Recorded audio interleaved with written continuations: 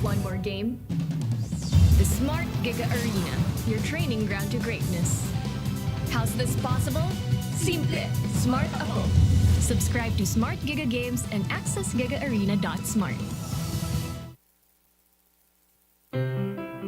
Non più tra i farfalloni amoroso, notte e giorno di torno girano, delle belle turbando al riposo, narcisetto giro d'amor.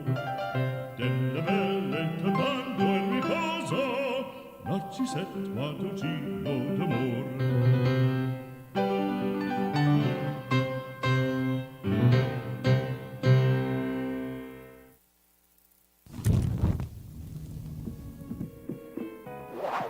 Breaded tocino with omelet. All-purpose flour. Egg wash.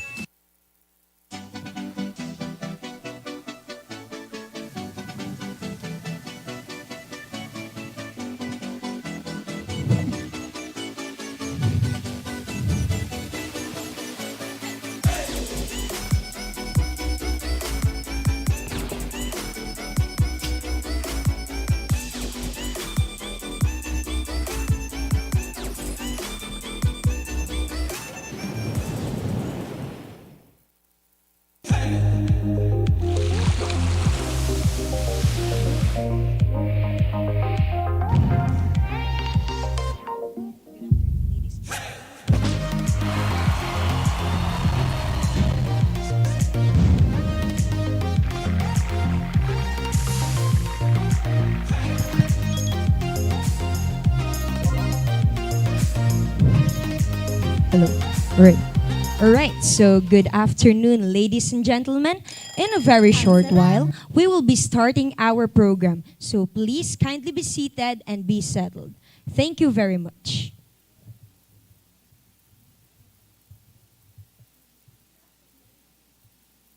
Gumising sa umaga, sa tuwing naaamoy na ang luto ni nanay, ang daing at tinapay, at lalong-lalo na Virginia hotdogs, wala nang ang ibang gusto. Virginia hotdogs, ito ang baon ko. Paborito! Basta hotdog, Virginia.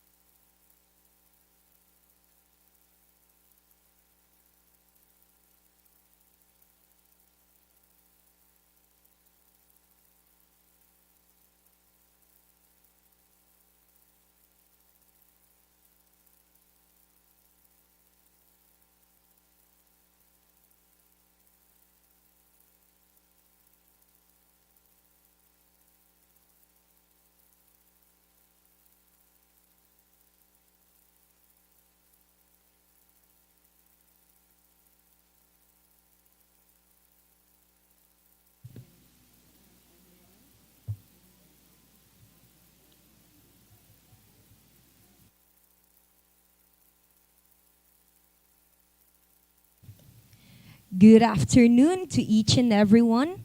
I'm requesting everyone to kindly please stand up for our opening prayer. We'd like to encourage all of you to pause for a moment for the opening prayer to be led by Miss Catherine Vestil. And please remain standing for the national anthem. Let us put ourselves in the presence of the Lord. In the name of the Father, of the Son, the Holy Spirit. Father, we offer everything and thank you for everyone gathered here today to walk with you. May we ask you for your blessing and guidance so that the activities and for this undertaking be successful. We ask you to open our eyes to see the wonderful things from this activity. We ask that you to open our ears so that we may retain the invaluable knowledge. Open our minds for us to think wisely. Put us with understanding, cooperation, and peace in fulfilling our responsibilities. Open our hearts so that we may receive your everlasting love, and open our spirits so that we may know that you are with us all throughout the day. We ask all this in the name of Jesus Christ. Amen. In the name of the Father, of the Son, the Holy Spirit. Amen. Mga kababayan, ang pambansang awit ng Pilipinas.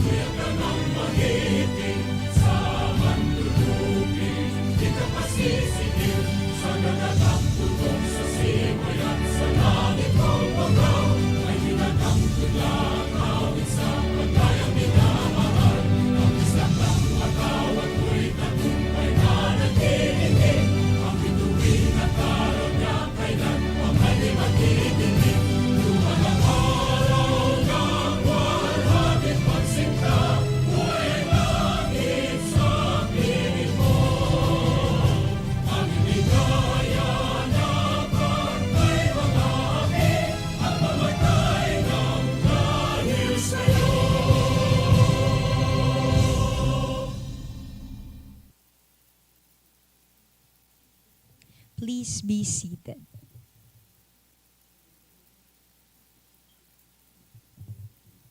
Although the President is not with us physically, but he has sent us his very greetings for today, and I would like to welcome Engineer Bernard Nicholas E. Villamor. A round of applause, please, for his welcoming remarks. Good day to the students, partners, guests, and sponsors of CESAFI, and to the friends from the press. History and wisdom teaches us that all challenges are temporary, and the best we can do is to reflect on how we can emerge better and stronger. And indeed, when the right time comes and with optimism, things always get better. And things are getting better. And CESAFI is eager to return to fulfill its mission for the students' development. Para sa estudyante has been our mantra and our reason to push forward. But before I move further, I wish to thank and recognize the people who have been tirelessly working behind the scenes. CESAFI could not achieve its goals without the dedicated athletic directors, the officials, the coaches, their teams, Commissioner Boy Chukinhoy, assistant commissioners, the support of the school heads and the presidents of the member schools, and our sponsors, who have been there and value the role of CESAFI to develop the future athletes and professionals who will pay it forward by serving our community. The value of CESAFI will only become stronger as more students participate in friendly competition. It is with great pleasure to welcome you all to the CESAFI launch, and we shall continue to do our best for the students. Good day, everyone.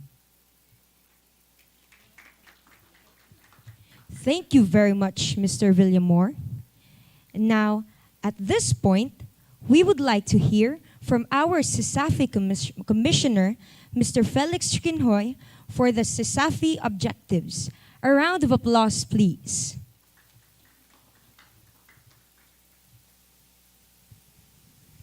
Thank you very much. Good afternoon, everybody, and welcome to this press conference of the 2021-2022 CESAFI season.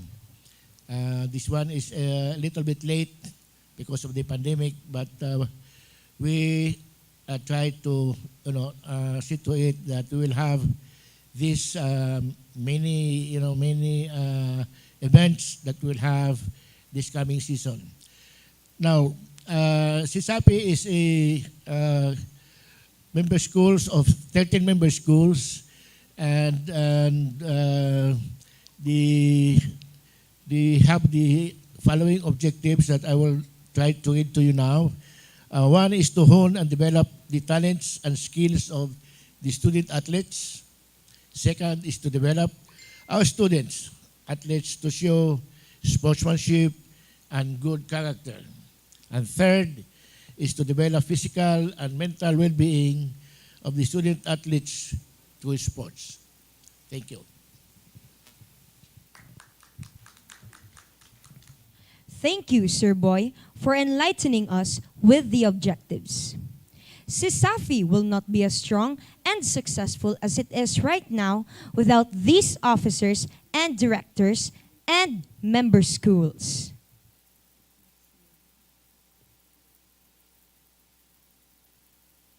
CESAFI officers and board members. Engineer Bernard Nicholas E. Villamor, President. Attorney Paulino A. Hiabao, Vice President. Reverend Father Manuel A. Uy, Secretary. Frederick Ong III, Treasurer. CESAFI Board Members. Father Narcio A. Celian, SVD, of the University of San Carlos, Father Christopher C. Maspara, OAR of the University of San Jose Recoletos, and Dr. Philip Anthony Larazabal of the Cebu Doctors University. Dr. Conrado E. Inigo Jr. of the University of the Visayas, Attorney Augusto W. Go of the University of Cebu, Dr. Ana Son of the University of Cebu, Lapu-Lapu and Mandaue.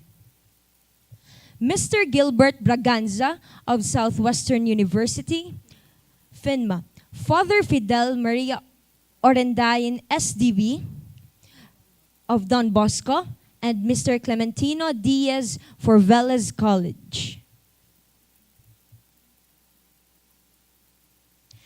At this point, may I call on our CESAFI Deputy Commissioner for Academics and Cultural Events to introduce our guest speaker, Ms. Catherine Vestil. Hello. Mayong hapon. Good afternoon, everyone. Of course, this afternoon, we are so honored for the first time in CESAFI events that we have our special guest. And also, we are so pleased that they are here with us this afternoon to guide us, of course, and of course, to be friend with CESAFI. Okay? Without further ado, akong gibasa, hay nako. Kung akong basahon tanan ang iyang na-achieve, murag maabtan ta pagkaugma. So I choose only 3. So he is an international adjudicator by World Dance Council, a licensed professional dance teacher by United Kingdom, and of course, our new regional sports coordinator of Region 7. Everyone, please all welcome Mr. Court N. Bonconsijo. To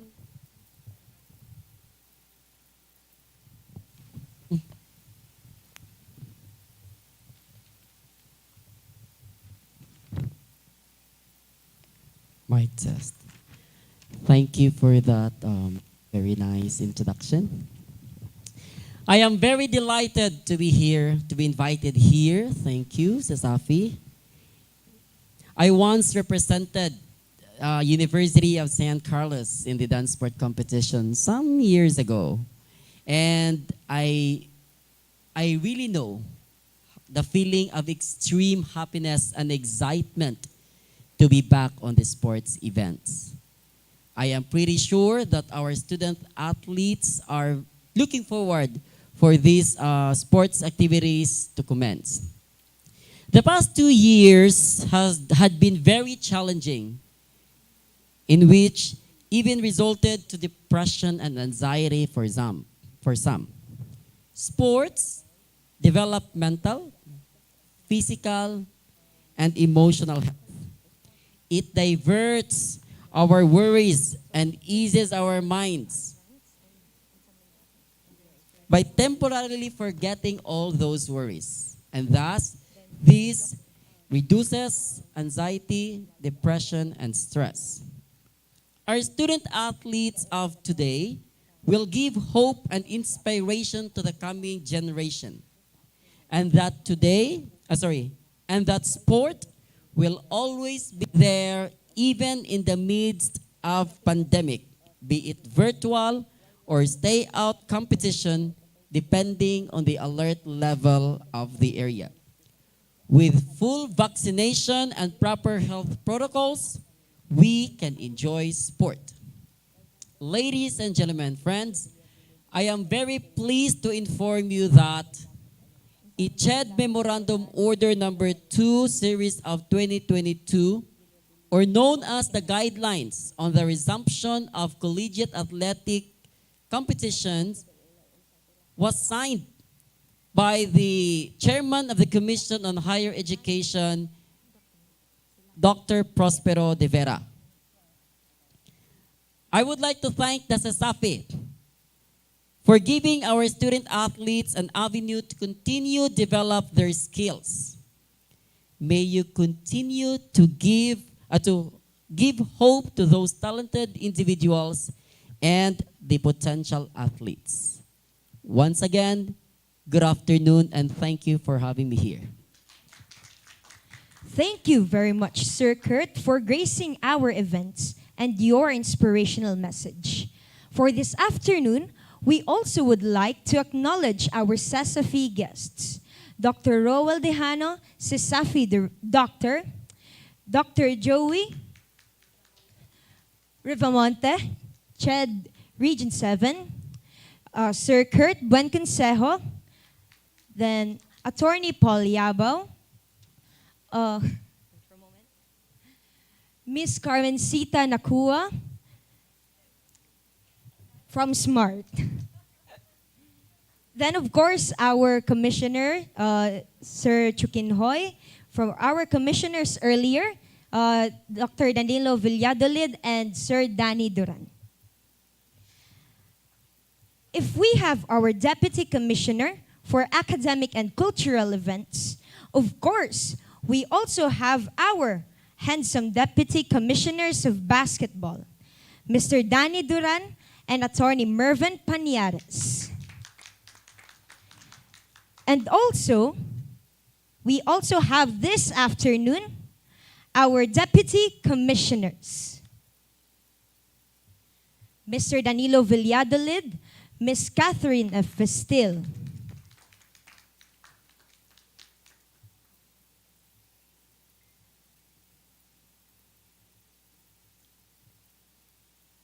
And at this juncture, I would like to call on as well the pillars and mentors of athletes, the athletic directors.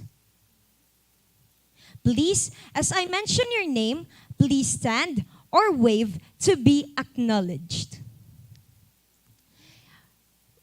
Sir Mr. John Maraat from CEC.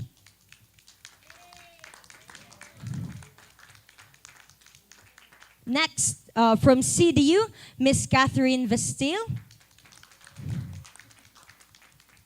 From CITU, Ms. Jean Marie Cando.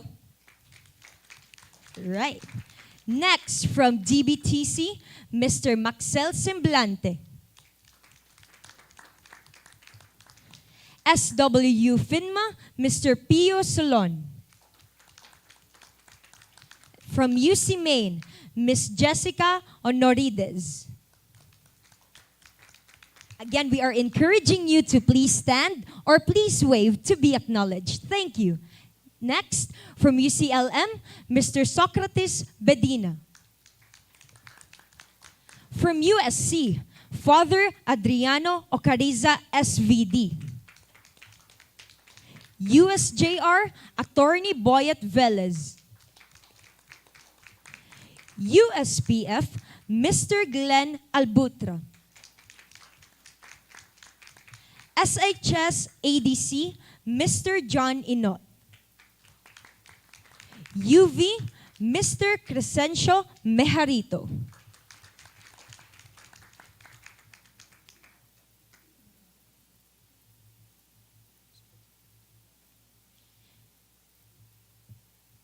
I would like to call on the Deputy Commissioner for other sporting events to introduce the tournament managers and sports to be played for this season.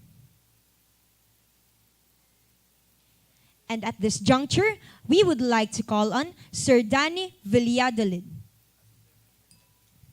A round of applause, please. May hapon natong tanan. Before I introduce the sports na atong duwaon, I would like to also to inform the body that we only have 13 sports that was identified or planned by the commissioner and the athletic directors. Because these 13 sports, ilang nakita nga, these are the sports that can easily be modified because of, the protocols of the, as we have now. So I will start, himo ko lang ni alphabetical ha. Athletics, Mrs. Babit Kapangpangan and Mr. Arvin Loberanes. And the date of their competition will be on May 21 at the Cebu City Sports Center. Then badminton, our tournament manager is Mrs. Lerma Binauro. The date of competition will be on April 21 at Metro Sports. Third is the basketball, of which our tournament manager is my friend here, Mr. Danny Duran. It will be on April 22 during our opening at the Cebu Coliseum. Beach Volley, Mr. Jordan Paca, will be on April 30 and May 1 at the Port of San Pedro Beach Volley Court. Chess, Mr. Roylan Marvin, will be on May 1, will be in May 1 at Robinson's Galleria. Our dance sports will be handled by Ma'am Jeanette Flores on May 4 at Cebu Coliseum, at Cebu City Sports Center Dance Studio. Our esports, our new sports now, it will be handled by Mr. Ryan Balboina.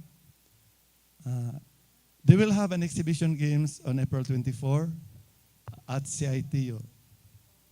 And their formal or regular competition will be this coming June and July. The exhibition game is just for awareness that we have this esports as our new sports for CESAFI. Our football will be on May 21, directed by Mr. Francis Ramirez. It will be at the Cebu City Sports Center. Karate-do, tournament manager is Mr. Joy Rondes. It will be on May 15 at USGR Basak Campus. Scrabble, our tournament manager is Dr. Marcia Malbas. It will be on May 1 at Guadalupe, and the venue is Ayo Ayo Cafe Resto Bar. Table tennis will be handled by Ma'am Jessica Honoredes. It will be on May 7 at Cebu Coliseum. Taekwondo will be handled by Mr. Larry Elpa on May 15 at Cebu City Sports Center again. And the last event is tennis, will be handled by Mr. Fritz Tabora. It will be at City Green. That's all. Thank you. By the way, to add on, in relation to the new normal, we would like to announce our new events for CESAFI. We're going to launch for this season esports, and the tournament manager is Mr. Ryan Abarquez Balbuena. Is Sir Ryan here with us? Would you like to say something for the new esports so that our guest will know what is esports?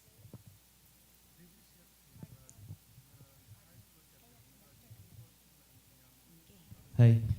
Mayong hapon sa tanan. I'm the new family sa CESAFI. I'm Ryan. I'm the tournament manager.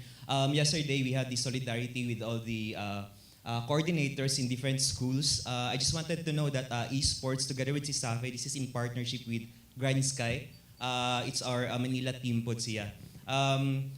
Esports, it's electronic sports, so a lot of us are thinking, saan ang esports? I mean, esports actually, previous years pa dagan na come up na siya. When it comes to Dota, when it comes to Mobile Legends, that's esports. So esports is an electronic sports. It's a competition, it's a form of competition facilitated with electronic or video games na siya. What we're going to do this coming Sunday, we have this what we call the exhibition games.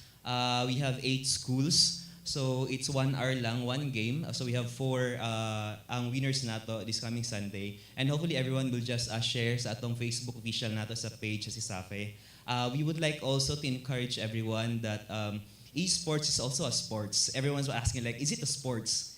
Yes, it's a sports. Technically, sports is basically, it's all about physical, it's all about teamwork, it's all about coordination. So esports, it's the same with sports. It's just that this is an electronic game. All throughout the pandemic, we are changing a lot of kaning mga dynamics na when it comes to sports. But then, even if pandemics is here, or pandemics is wala diri, or COVID is here, that doesn't matter because esports can play actually even online.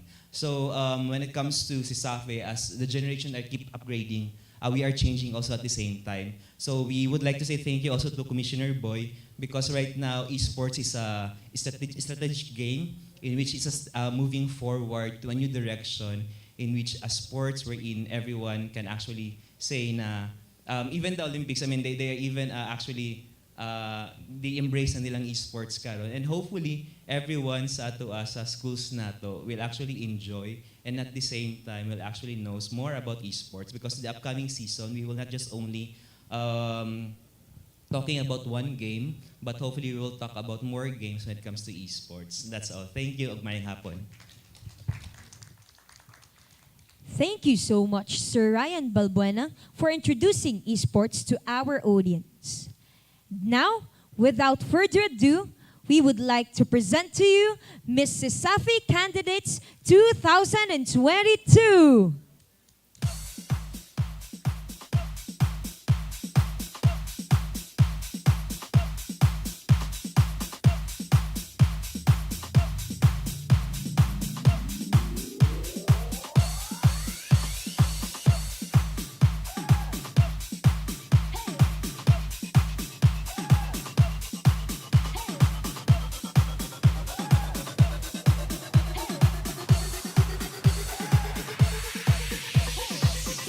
From UC Maine, Maria Catherine O. Encabo.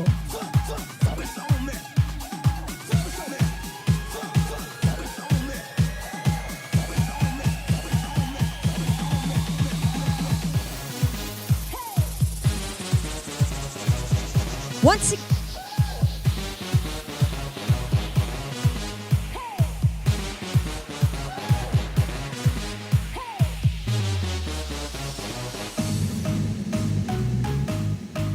from UC Maine, Maria Catherine O. Encabo.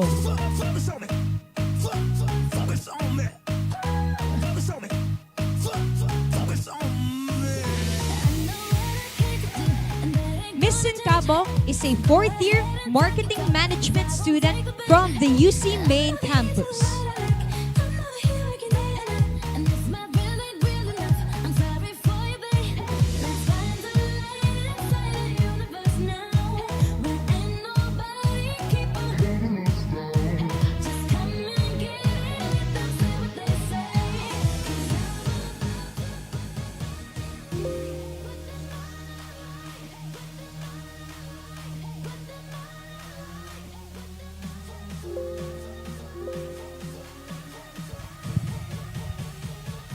Good afternoon, ladies and gentlemen. My name is Maria Catherine Owen Cabo, representing the University of Cebu main campus. Thank you, Ms. Cabo.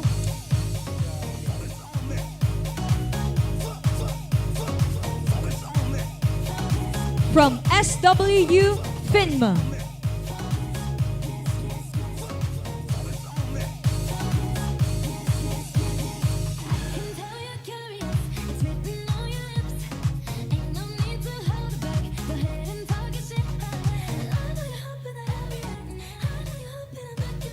From CITU.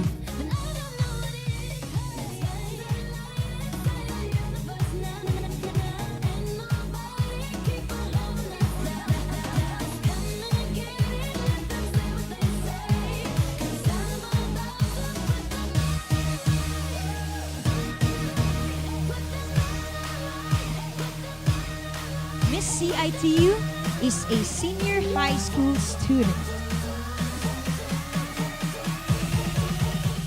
With great pride and prestige, I am Hannah Hassan, proudly representing CIT University. Thank you. Thank you, Miss Hannah.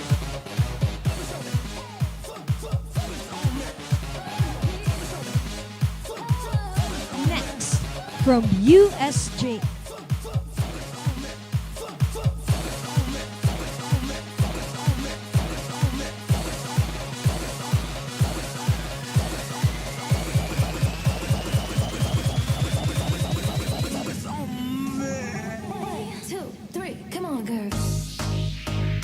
Miss USJR is a fourth-year medical technology student. Chelsea Fuentes, representing the University of San Jose, Recoletos.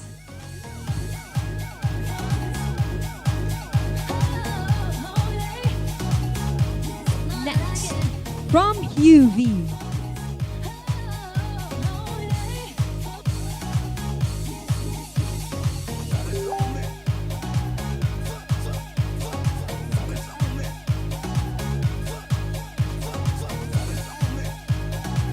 Miss UV is a senior high school student.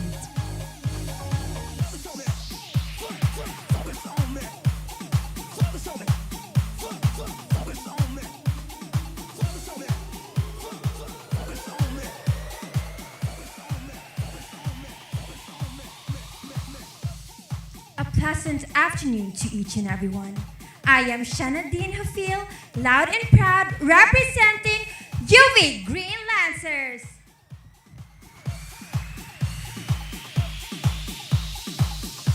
Next, from USC.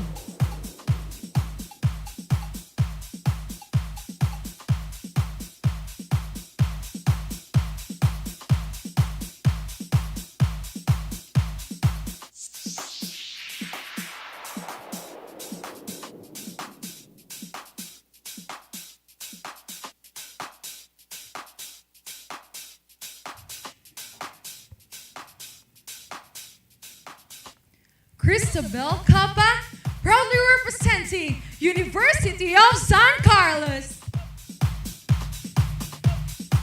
Miss USC is a pharmacy student. Up next, USPF.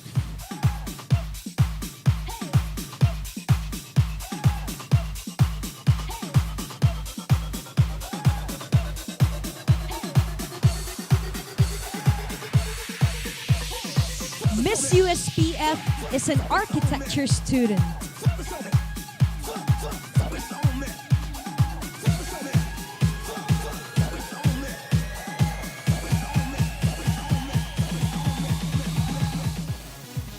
Julia and Therese Dabon, proudly representing University of Southern Philippines Foundation.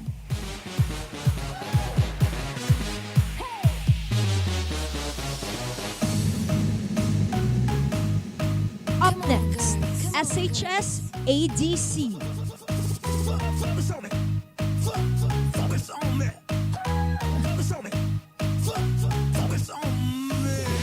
Miss SHS ADC is a senior high student.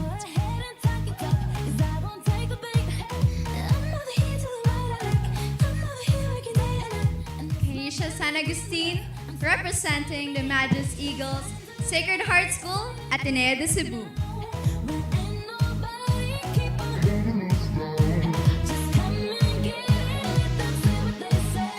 Next, for UCLM,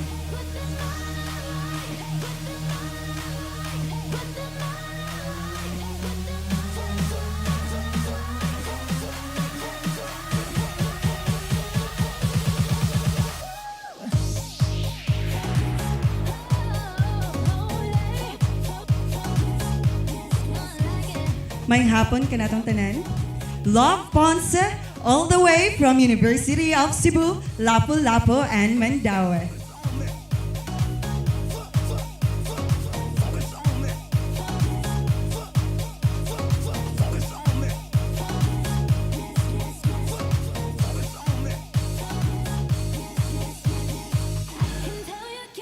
once again, our Miss CESAFI candidates 2022.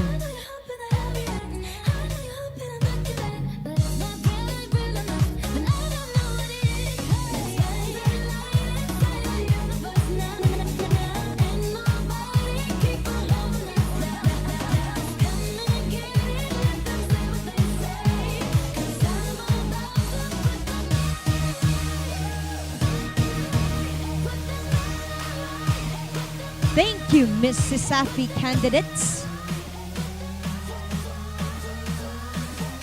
Now you all have seen Cebuano pride, and these are our CESAFI 2022 beauties competing for the title of Miss CESAFI 2022.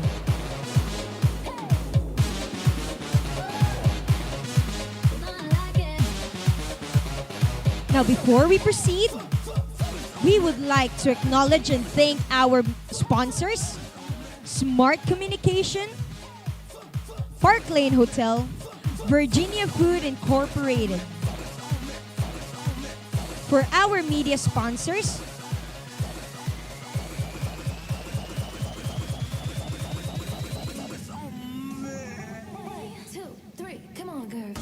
now for our digital solutions, The Gummy News, Zooming Live,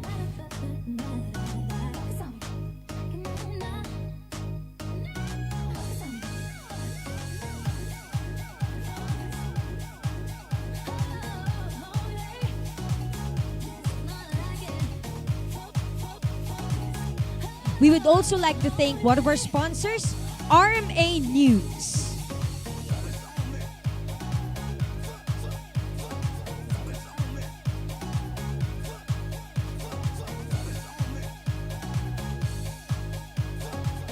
Thank you very much, our sponsors.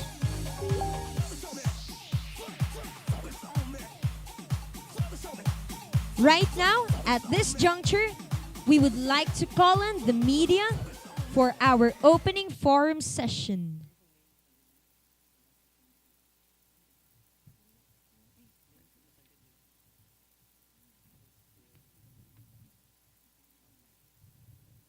Okay, good afternoon.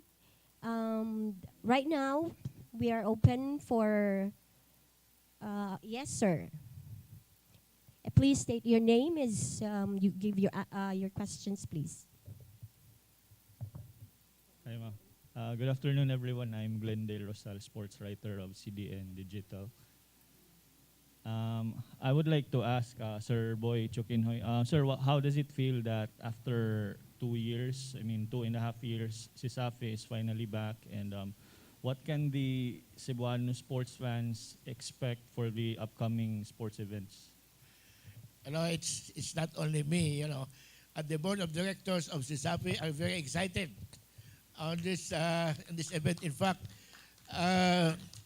the board approved this event last December 2021, and they really would like to see to it that we will have the 2021-2022 season opened, despite the fact that at that time it was still level number 3. No, so and it's not only me, but the students. You know, there's a lot of our students, our athletes, and all our fans have been, bombarding us with a lot of chat groups. When are we going to start our CESAFI? So we just have to decide that before the second semester starts and it ends, then we will have our CESAFI. It's just a mini event, but we are trying to show to our fans, the community of CESAFI, that we are here, and we are here to do our CESAFI again for the next years to come. Thank you very much. Okay, thank you, Sir Boy.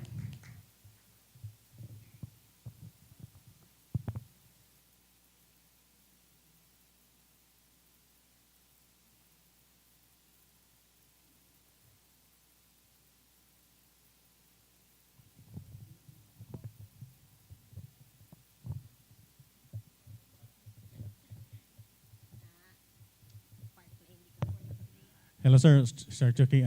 Are we still planning to have our traditional grand palabas for the 2022 season?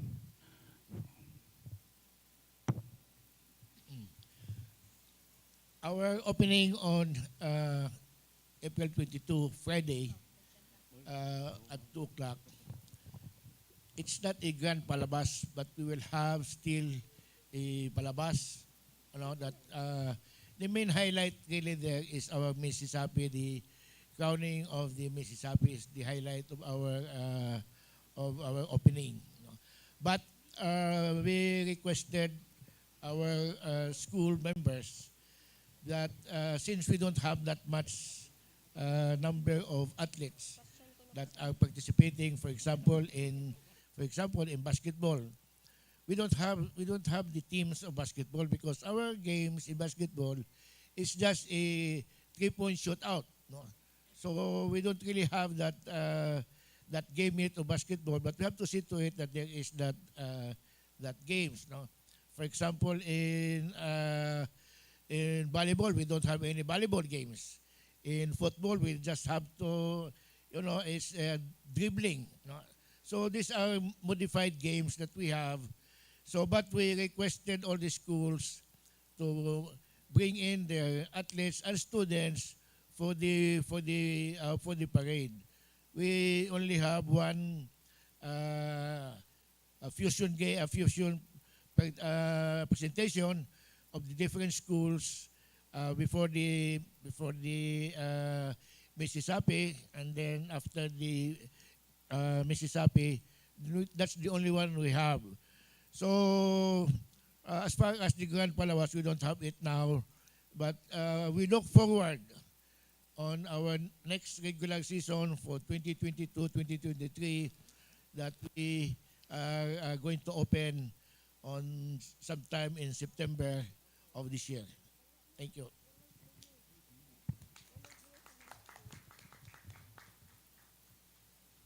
Hello, sir. Good afternoon. I would just like to ask, I know you mentioned that the next season will be in September 2022.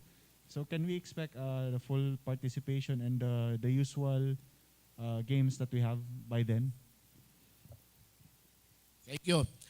Actually, we look forward to that season, that it will now be a regular season. We hope that by that time, by September, maybe it will now be a new normal of face-to-face is coming back, because I think most of the schools now will have their face-to-face classes. No?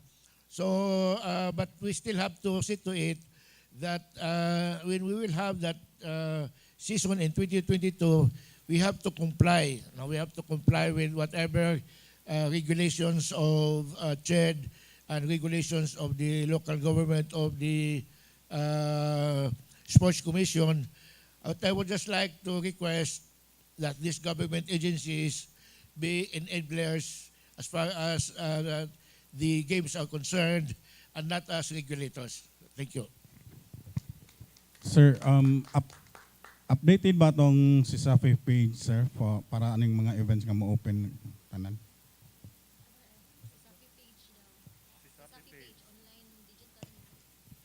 Yes, right now we have formed a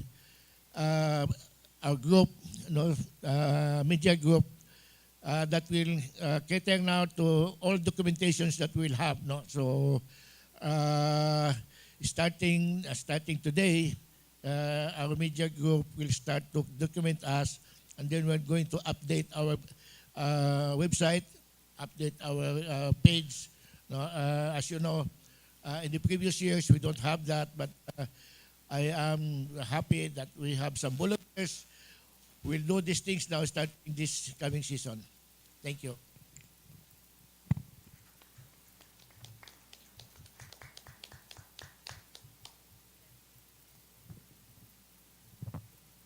Hello, I would like to ask question to Sir Kurt of CHED. Yes, a minute ago, earlier you mentioned some with your inspirational talk.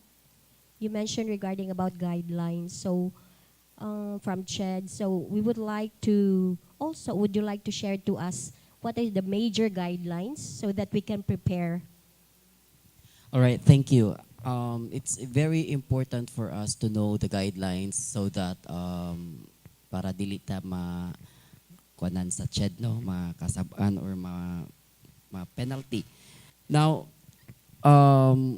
we had an orientation on the resumption prior to the signed memo. There was an orientation, and it was discussed there the guidelines. So we have general guidelines. So the general guidelines is, of course, I will just speak about our status here. Okay, we are on alert level 1. So daghan ni siya nga guidelines, but because we are alert level 1, I will focus on our area. General guidelines, since we are already in alert level 1, so we are allowed for stay out and bubble modalities of type of competition. Number 2, only the fully vaccinated persons are allowed to participate in the bubble and stay in modalities. So who are these persons? Those persons involved in the activities, sports activities, the athletes, the student athletes, the coaches, the medical team, the media personnel, even the media personnel, the game officials, the audience, as well as the audience. So we have to see to it that there's someone checking the vaccination certificate or the vaccination card to ensure that all are fully vaccinated, and as well as the staff.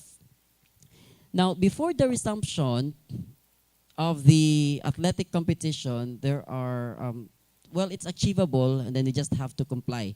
First, the CESAFI or HEI, or since association man ang karon nga activity, the association will apply by filling up an application form for the resumption of the collegiate athletic competition, as well as self-assessment. Self-assessment of what? The venue, as well as the self-assessment with attached proof of documents. So if we talk about venue, pictures. Also include the list of student athletes. Who are these participating athletes? We need to get the names of those athletes as well as their vaccination card to make sure that they are all vaccinated, as well as the coaches because they are participating in the event, and the acceptance letter from the LGU. Also the parental consent of the athletes, no, that they are given the permission to play. Health declaration forms. So kato mga yes, no, if you have symptoms or whatsoever. And the list of medical team. So we need those. So muna siya for the accomplished self-assessment forms with photos and other supporting documents, as well as the affidavit of undertaking. Actually, we will be sending the memorandum to them. There are annexes in which they will be filling up. So after they have complied all these necessary documents, then the CHED will issue a certificate of compliance or the letter of acknowledgement to resume competition. So muna siya ang ato ang general guidelines. Now, we also have guidelines before, during, and after. So, ato nagyapon din siyang na-observe. So, of course, to maintain the health, the minimum health protocols.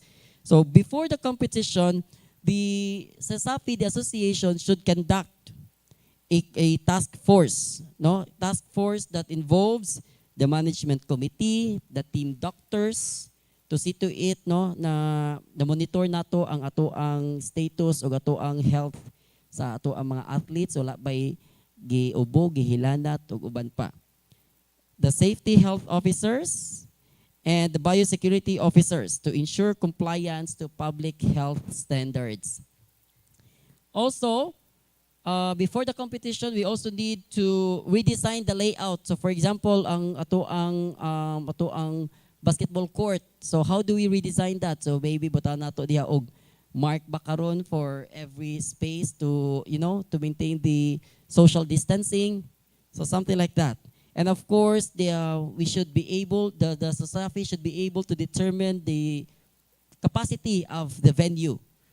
So if the venue used to be 500 seating seats, of course, minus-minusan na gid na siya.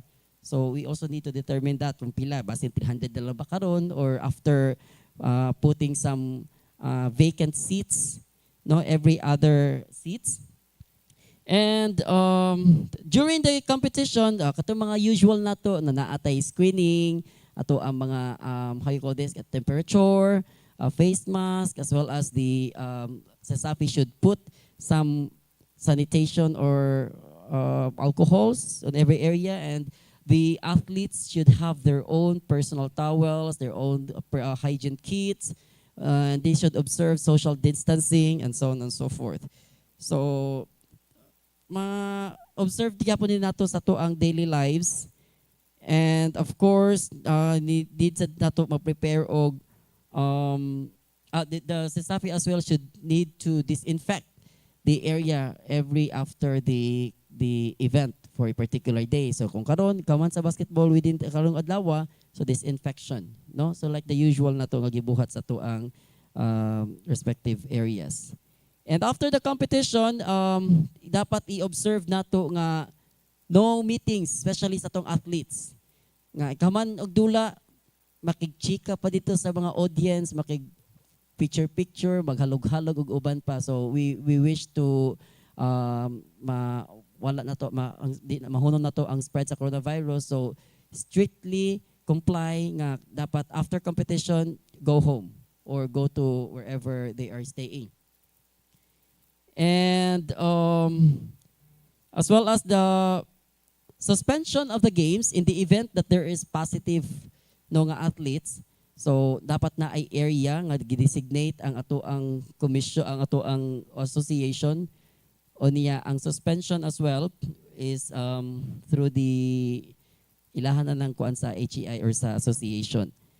And of course, the most important thing is the association should have a contingency plan.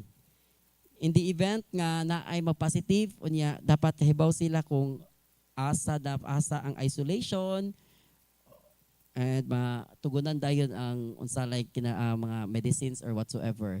And we at the CHED, we have a vital role to coordinate with the commission, to the Department of Health and as well as to the association to ensure that we implement a standard protocol for health in the midst of pandemic.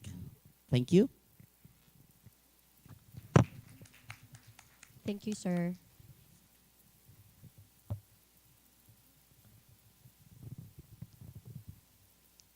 Okay, I would like to address my next question to Dr. Dejano. Doc, could you give us some advice, the athletic directors and the coaches? What will be our preparations for the nahunong na training with our athletes?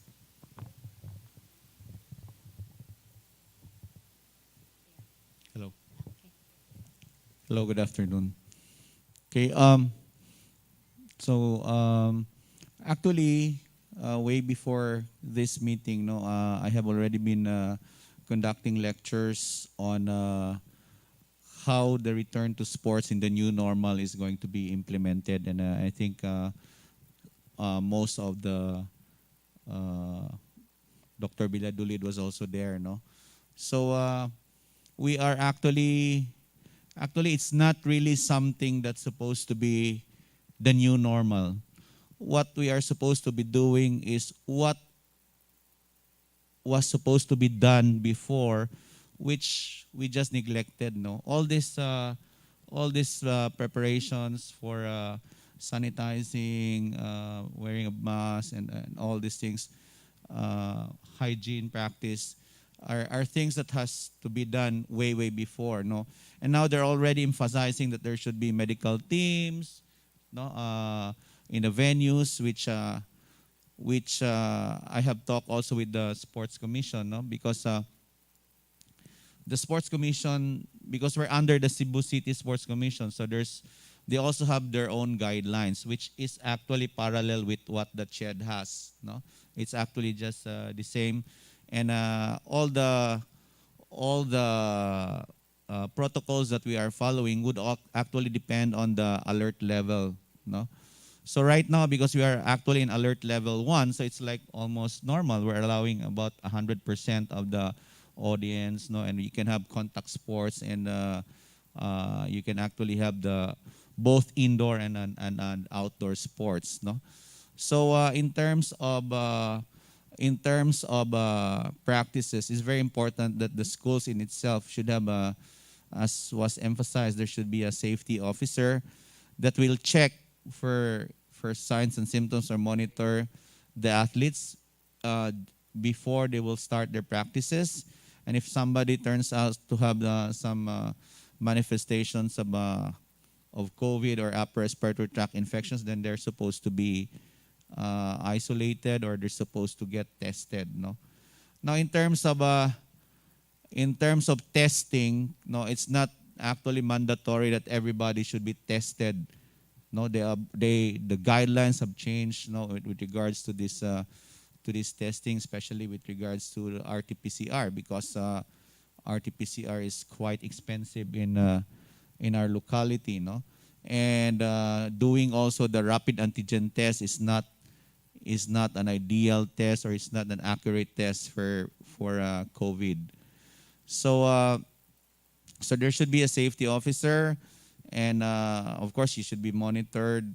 And I think CESAFI has already prepared all the necessary protocols and requirements according to what was just said. No, so I'll just have to go over it. No, as was discussed with Dr. Villadulid, all the events are going to have a safety officer. No. And these are actually licensed nurses. They're going to be in charge with triaging. So every start of competition, they will be checking on the athletes, all the athletes, the coaches, and all the officials. Sorry, ma'am. Yeah, in all venues, there's going to be an assigned safety officer in all the venues. No, and in case there will be somebody who's going to be presenting some signs and symptoms, and these are the ones that are going to be tested. No, so maybe we have some funds for testing, or we can have them tested in the government hospitals, which is actually for free.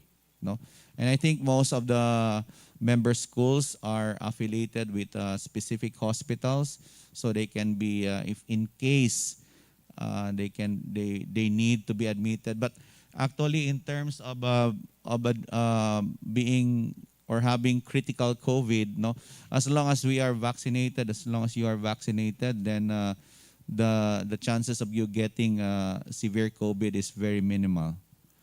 So what else? And the venues also, most of the sports actually that are going to be done this time are actually outdoor sports and have very minimal number of participants. No, only only one or two per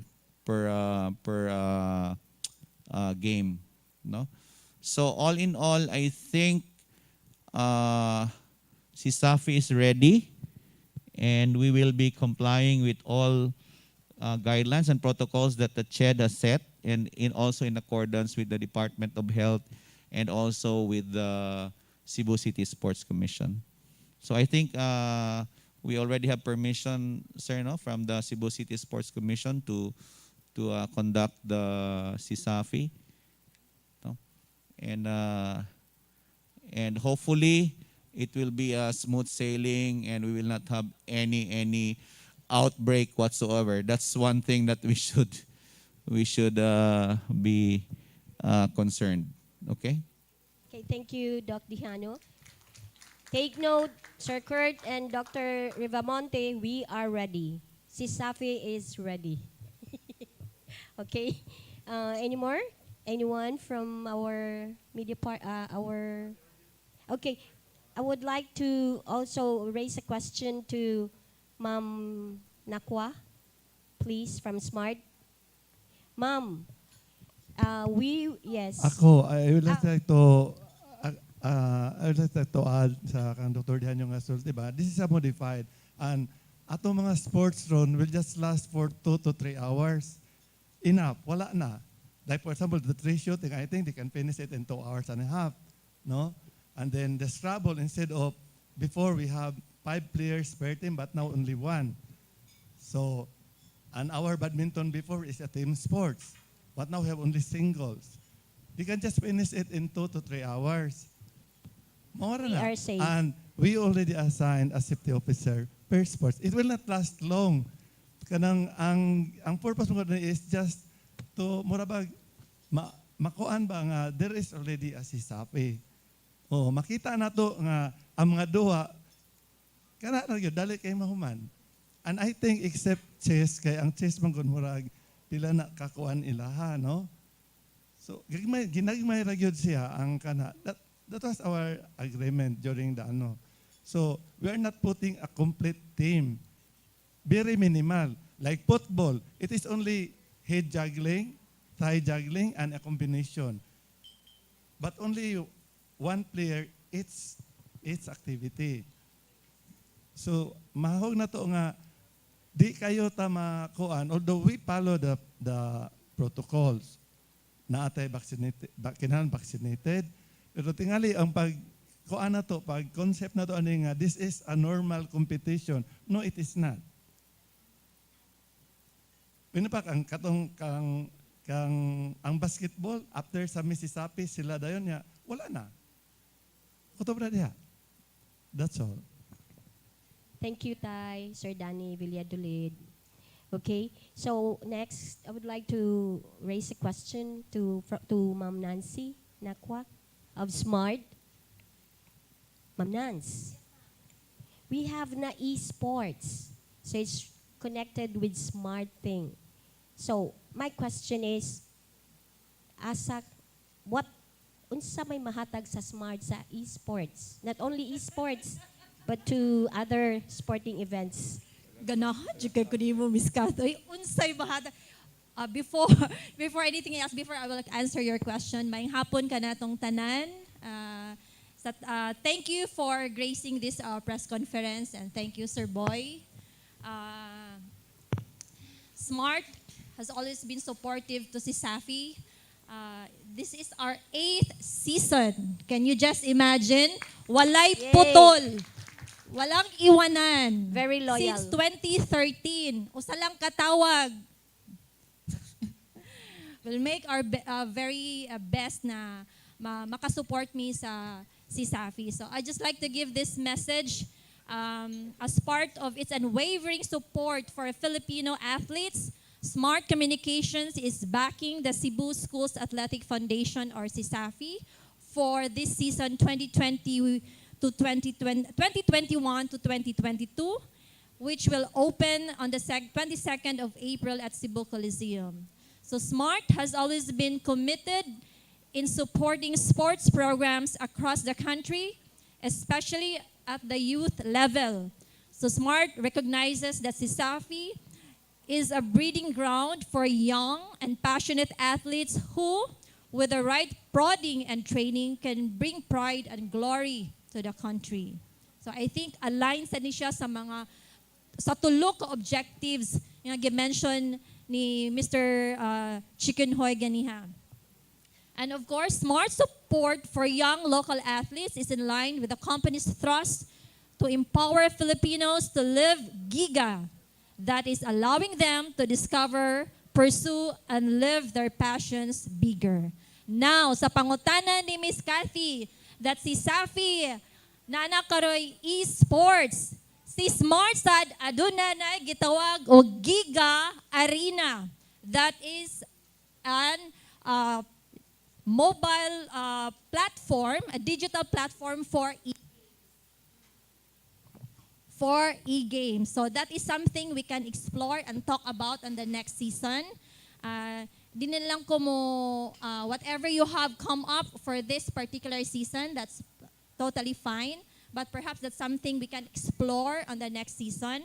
So yes, we have Giga Arena. In fact, we have our teasers which we can play later on. What's that all about? And aside from that, kinsa may wakay og TikTok dire. Aminin. Kinsa wakay lag TikTok? Pangutanon na nato mga gwapa na mga girls. Ladies, do you have TikTok or wala? Yes. Hilom kiss lang na nga. Ang mga estudyante, kinsay, dili estudyante, kinsay nalingaw, nga di katog, og pila kagabi, kay nasigitan na og TikTok, na mag-agik-ik lang og sila. Naning Isa, raise your hand, Sir Glenn. Okay, so with that, Smart is offering free TikTok for all. Wow. That's our promo push for CESAFI season 2021-2022. So, adunay libre nga TikTok. Of course, ma'am, maka-TikTok mo kung gamit mo og Smart Network. Okay? Kung namos competitor, walay libre. Ganyan lang ang buhay. Okay? So, mo nang among nindot or good news nga i-share sa mga. We have free TikTok for all. The promo started last April 18. And then for more details, just check our website and visit our booth. We'll have booth soon sa CESAFI and of course our digital communication. So daghan kaayong salamat. Thank you, Miss Nancy. Yay!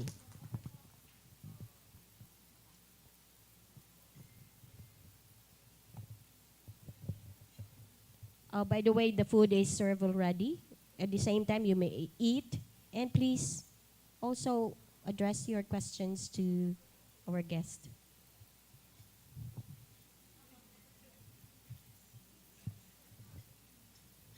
Anyone?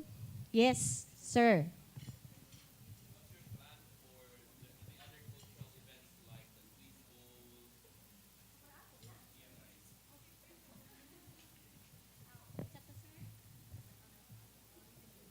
What's your plan about the other cultural events like the quiz bowl, the different subject area quiz bowls, and those things, academics? Thank you, Sir Suralta. Okay, in regards with the academic, we discussed with the commissioner already, but still we cannot.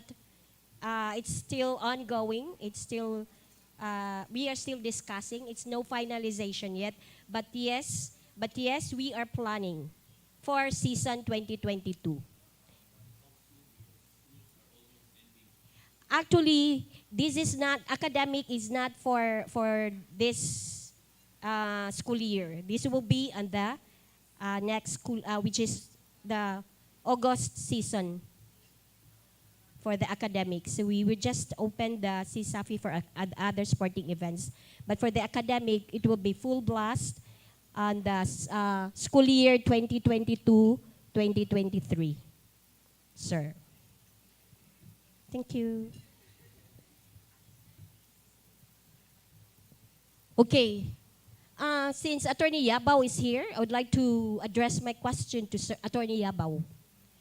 of University of Southern Philippines. Attorney, what is the USPF preparation be para makibaw mi? Mag-spy mi? Well, we have prepared for all the events, and we hope that we can participate this time full blast. We are, of course, hoping that the next season, school year 22-23, we will have more of the usual sports events that we had in the past, because that is what most students are waiting for. But this one is just a pakulo, just to warm up and just to tell everybody that we are alive, that we are here, and we would like to do something for the good of the students, especially for those who have the skills in athletics. We would like to improve them, and we'd like them to excel in the future. Thank you. Thank you, Attorney Yabaw. True. Very true. Viva CESAFI. Yay! Everyone, would you like to, how do you say it? Be all together. Can we have 3 claps? Tatlong bagsak for CESAFI. Again, for CESAFI. Thank you very much. Giuto-uto ta mo. Okay. Yes. Sige. Dr. Dihano would like to add something. Yes, Doc. Since we are looking forward to the next season, no, I'll just play the devil's advocate. No? Of course, we can have the regular season granting we will stay at the same alert level. But then, just in case we have another spike of COVID infections, then we might just have to forgo again another season. So that's why, in relation to that, no, as they said, vaccination is supposed to be incentivized. No, it's not supposed to be mandatory. But I think this is one way of encouraging the general population to be vaccinated. No, so maybe that's one thing that the schools can require. If you're a student athlete, or if you're a student, you have to be vaccinated, because you'd be surprised. No, our vaccination rate is still very low. No, so as long as we are not going to have a good vaccination rate, then we will never achieve no herd immunity. That is what we are looking forward to. So maybe as part of as administrators and as athletic directors and as of school officials, maybe that's one thing that should be encouraged, especially for the incoming school year. You know, that all should be vaccinated, and that should be encouraged. No, so that not only among the students, but maybe your relatives, your friends, no, you encourage them to be vaccinated. Thank you, Doc Dihano. A round of applause, please. Thank you. Okay.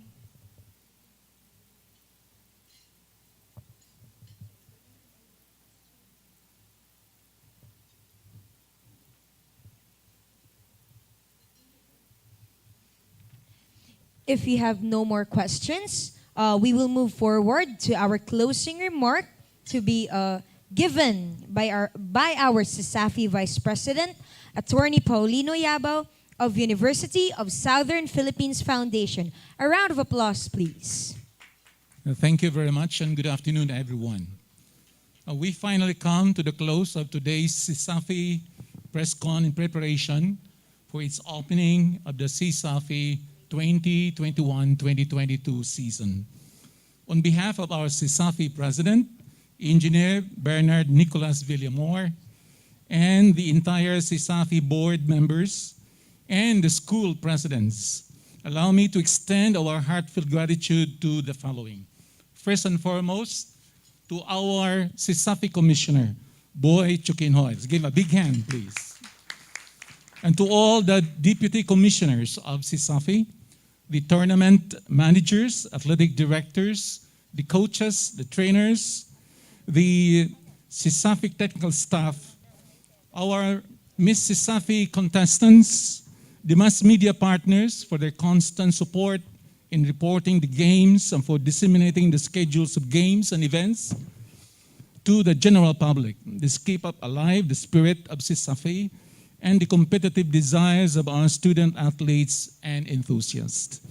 To the principal sponsors, our communications partner, SMART, hotel partner, Park Lane Hotel, hot dog partner, Virginia Food Incorporated, with its head here, Sir Boy, and to everyone, thank you very much for gracing this afternoon's event. Let us not be deterred by COVID-19. Let us keep the spirit and the excitement of CESAFI alive, but always observing strict health and safety protocols at all times. Let us hope and pray for the huge success of CESAFI season 2021-2022. Good luck to everyone, and may God bless us all. Thank you very much, Attorney Yabao, for that very wonderful closing remark. And at this point, we would like to also have a quick announcement to each of our athletic directors. You are encouraged to stay for a while for a quick meeting with Sir Kurt after this press conference. And at this juncture, we will be having our photo op together with our candidates for the CESAFI 2022.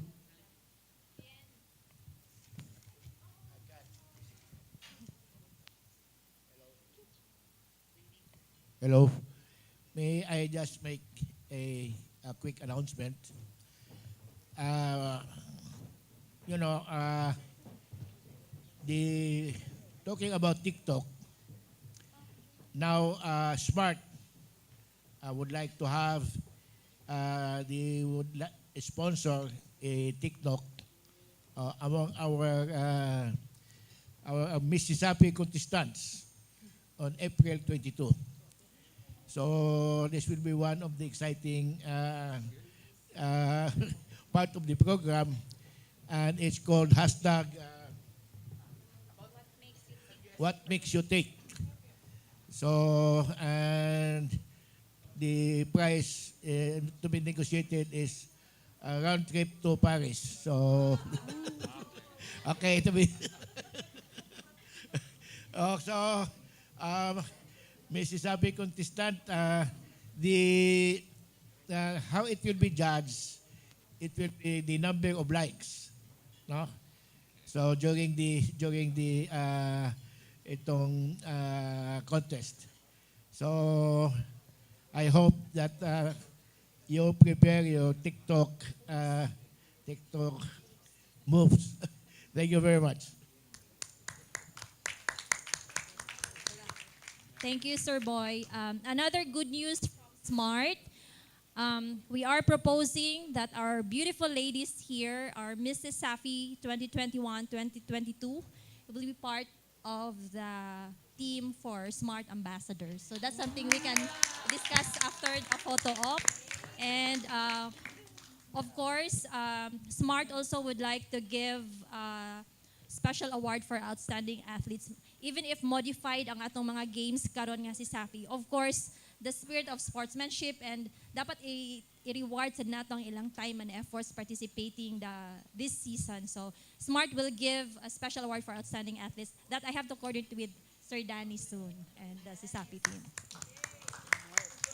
Daghang kayong salamat.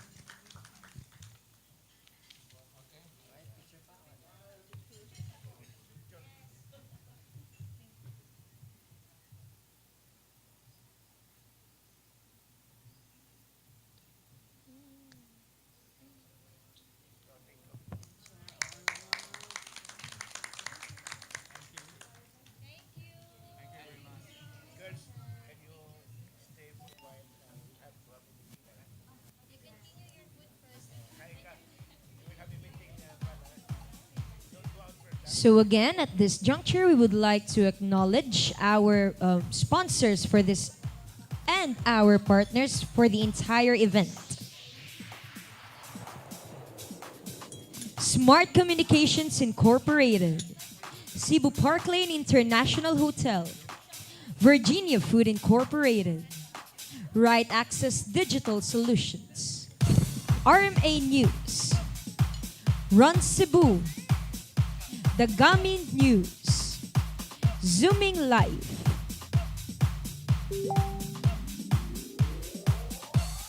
we would like to thank everyone. We would like to thank our board of directors, our core group of CESAFI, our beautiful ladies participating the Miss CESAFI 2022, and to our media, to all of you for being here with us. Thank you for sparing your time and effort to be with us this afternoon, because we believe that without you, nothing of this shall be made possible.